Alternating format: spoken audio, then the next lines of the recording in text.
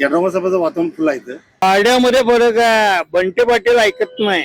बंटे पाटील मनात घेतला तर काही पण करू शकतोय. मतदान कोणाला म्हणून करणार तुम्ही? नवीन माणसाला करणार का? निवडणूक होणार का नाही कोणाला माहित. सगळं छाननी तोडायला पक्ष सगळं ते दुसरं पक्ष सगळं बाद व्हायला छाननी तोडवायला तर म्हटलं तर आता यड्राव करत येणार की.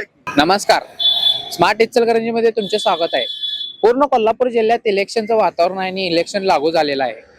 तर आपण सध्या जयसिंगपूर इथे आलेलो आहे आणि आपण इथल्या सर्वसामान्यांच्या मनातील प्रतिक्रिया जाणून घेऊया. चला मामा, जयसिंगपूरचा विकास झाला की नाही? जयसिंगपूरचा विकास झालेला आहे.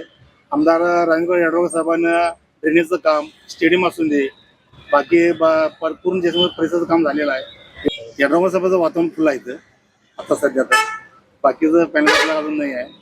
तुम्हाला वातावरण कसं आहे इथं जयसिंगपुरात? ते आता इकडे चेअरमन आहेत, चेअरमनला विचारा.